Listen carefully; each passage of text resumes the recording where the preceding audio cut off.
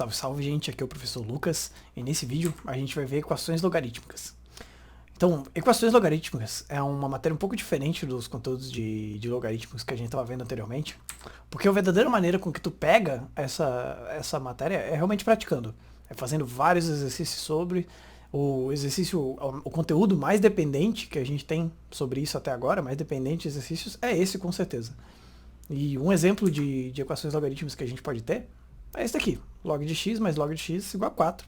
E claro, teu objetivo é descobrir o valor de x, né, para resolver uma equação assim. Para resolver uma equação dessa forma, tu tem que ter treinado já, tu tem que ter visto, inclusive o vídeo aí de propriedades de logaritmo, eu posso relembrar delas aqui. E se tu tá bem treinado já com propriedades de logaritmo, tu vai perceber que para essa equação aqui, o ideal é a gente usar a primeira propriedade.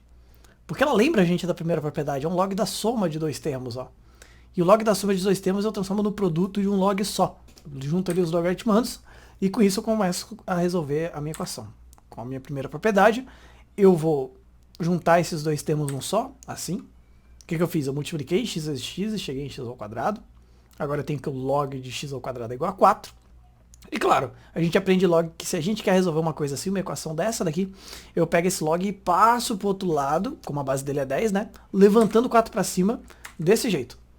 Fico com x ao quadrado igual a 10 elevado a 4. Agora é uma equação de segundo grau, que você pode resolver com a melhor técnica que você tem. Eu vou expandir meu 10 elevado a 4 para 10.000. Vou passar o quadrado para o outro lado como mais menos raiz de 10.000. Não posso esquecer desse mais menos, porque eu sim vou ter duas soluções a priori aqui, a princípio. Eu vou ter x1 igual a 100 e x2 igual a menos 100. Só que depois de resolver a equação, tu não pode sair cantando a alegria aqui que você resolveu ela, achou o resultado. Você ainda tem que prestar atenção nas condições de existência dos logarítmicos. Que é, esses caras aqui não podem ser negativos, né? E não podem ser 1 também, né? Mas a princípio, geralmente eles não podem ser negativos. Então, infelizmente, eu vou ter que descartar aqui essa opção aqui de resposta que eu tinha. Ah, professor, se eu passo pro outro lado só como raiz, eu teria acertado e já teria descartado automaticamente. Olha só como é melhor. Não é melhor. É uma coincidência. Eventualmente você vai precisar do resultado negativo. Se aqui fosse log de menos x, por exemplo, tu quer um valor negativo também para juntar o sinal de menos com menos no acúmulo de sinal e virar um mais para ele ser positivo. Então, eventualmente, a resposta vai ser aqui a da esquerda, o x1, ou vai ser a da direita, né? Mas tem que fazer as duas para aí sim fazer a avaliação no final. Então tá, vamos agora para um exemplo que caiu na FUVEST. Basicamente, o enunciado todo te levava a querer resolver essa equação logarítmica aqui. Essa equação logarítmica aqui vai precisar um pouquinho mais de rigor da anterior, mas a gente vai fazer também. A princípio não tem nenhuma propriedade aparente das propriedades de logaritmo que a gente lembra, que a gente memoriza. Então eu já vou começar a resolver ela. Eu vou pegar esse 2 aqui e passar para o outro lado empurrando 2x para cima. Vou ficar com isso daqui. 12 menos 2x igual a 2 elevado a 2x. Agora, o que eu quero fazer? Eu quero fazer uma substituição de variáveis. A substituição de variáveis é um truque que o pessoal que for para cursos de exatas em geral vai fazer bastante. Qualquer engenharia, ou economia, matemática ou física, já se acostuma com isso. Que é o quê? Essa equação não é reconhecível para mim, ela não é do primeiro grau, ela não é do segundo grau, e mesmo para equação exponencial ela é muito esquisita por causa desse 2 aqui. Então, como o 2x, 2 elevado a x está incomodando, eu vou reescrever ele de outra forma. Eu vou escrever ele como w. Você poderia escrever ele como y, que você pode pensar, porque é a próxima letra de variável que a gente usa. Mas como y pode confundir com a notação de função, né? Que a gente usa y para f de x. Então pega o w para fazer substituição de variável. Então, w é igual a 2x. Quando eu reescrever isso daqui, ao invés de 2x aqui, eu vou escrever w. E claro, se isso daqui é w, então esse é w ao quadrado. Porque ele tem um 2 aqui, então w ao quadrado. Tu consegue demonstrar isso com as propriedades radicais. Isso é verdade. Mas esse 2 aqui não deixa a gente esquecer, né? Agora eu estou vislumbrando uma equação do segundo grau. É melhor de eu identificar e de eu resolver. Então, se eu coloco na forma padrão, eu vou ter w ao quadrado mais w, menos 12 igual a 0. Para resolver ela, então, eu posso usar Bhaskara, soma produto, ou teorema das raízes racionais, o que tu preferir, e tu vai chegar nesses dois resultados. E a gente não sai comemorando quando a gente termina o Bhaskara, né? Veja bem, a gente não só tem que avaliar as condições de existência, como antes disso, eu tenho que voltar para minha natureza de x. Porque eu não achei o valor de w, quer dizer, eu achei o valor de w, eu não achei o valor de x, né? Então, para eu achar o valor de x, eu vou ter que converter de volta o meu w para 2 elevado a x. Aqui na esquerda, 2 elevado a x é igual a 3, e aqui na direita, 2 elevado a x é igual a menos 4, certo? Então, esse lado aqui, ele é impossível, na verdade. Porque não tem como uma função exponencial ser negativa. Lembra da nossa aula Lembra da nossa aula de funções exponenciais? O exponencial não pode ser negativo. Então eu já elimino aqui já. Por fim, eu sei que eu vou ter que avaliar só essa parte. Então, eu sei que eu tenho que ter 2 elevado a x igual a 3. E aqui não tem jeito, não tem como eu transformar 3 numa potência de 2, sem eu entrar em números bizarros. Então eu vou ter que devolver meu 2 para o outro lado como log novamente. E o teu resultado é que x é igual ao log de 2, ele é log de 3 na base 2, né? Falta eu testar a condição de existência, eu tenho que ver se isso daqui não gera pra mim uma negatividade aqui e não foge. E não, né? Se eu trocar isso daqui ali dentro por log de 3 na base 2, eu posso cortar o exponencial 2 com log 2, eu vou fazer 12 menos 3 e não tem problema, esse aqui não vai gerar um número negativo pra mim. Então essa é a resposta mesmo, o valor de x tem que ser o log de 3 na base 2, como resultado aí pra gente. Mais um exemplo então. Agora vai ser um exemplo mais pesado ainda que aquela questão da FUVEST. A gente pode ter uma inequação logarítmica que nem essa daqui. Então vai ter vários detalhes, vai ter vários truques. Juntando esses 3 exemplos aqui, a gente passou por praticamente todas as pegadinhas, todas as técnicas que envolvem equação e inequação de logarítmicos. Então olha só, olha para isso daqui. Te lembra alguma propriedade? Sim, lembra a primeira propriedade, é que a gente usou nesse vídeo. Que eu tenho que juntar esses 2 logs aqui num só, fazendo o produto aqui dos termos internos, né? Então vou ter que o log na base 1/3, multiplicando menos x por x, 2 por menos x vai me dar isso daqui. O log na base 1/3 de menos x² menos 2x maior que 0. Ok. Agora eu preciso passar esse log para o outro lado, né, empurrando o meu 0 para cima, só que aí eu tenho que te alertar de uma coisa. Esse é um dos truques, esse é uma das pegadinhas.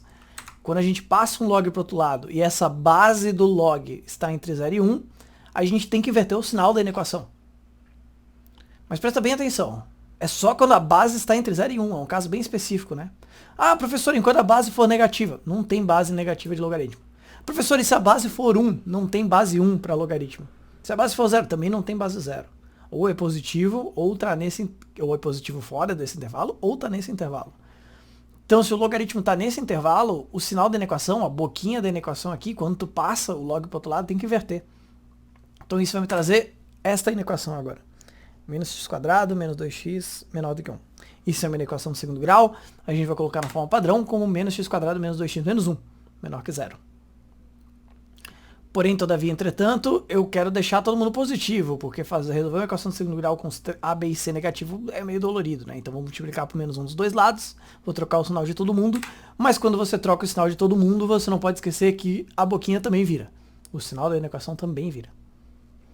Agora, usando Bhaskara, eu sou um produto, eu chego numa única raiz, eu chego em x igual a menos 1.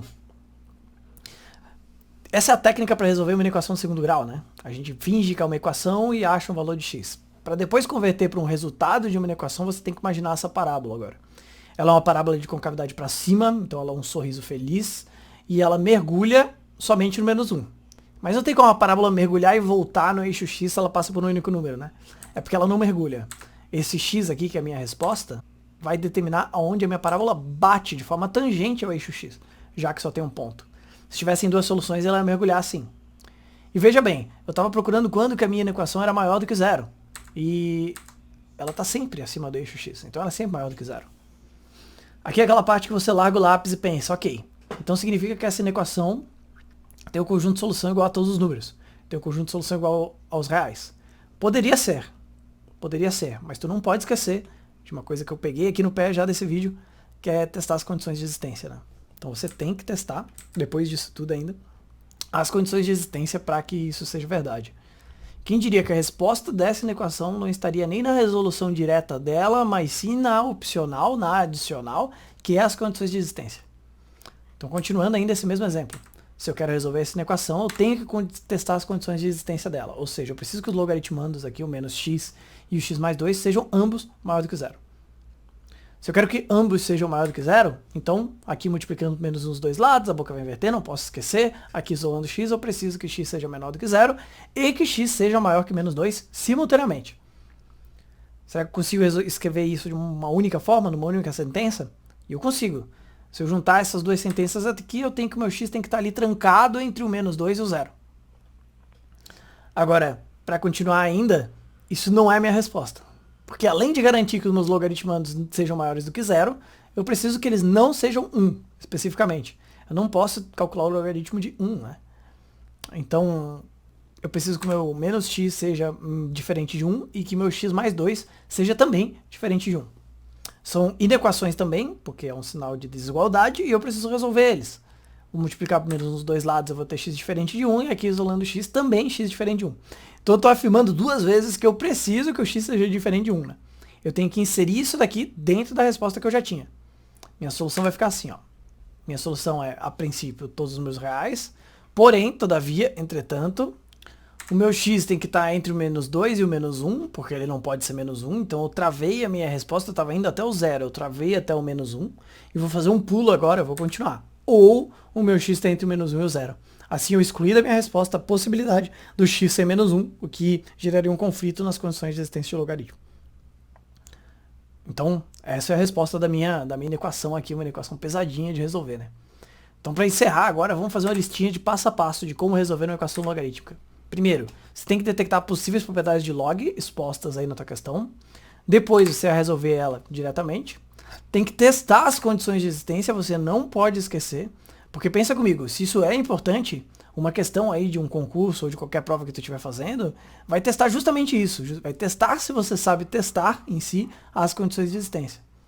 E por último, tu vai juntar essas duas respostas. Tu vai juntar a resposta direta e a da condição de existência, fazendo a intersecção. As duas coisas têm que acontecer ao mesmo tempo, né? Então tem que fazer o conjunto de intersecção como conjunto de solução.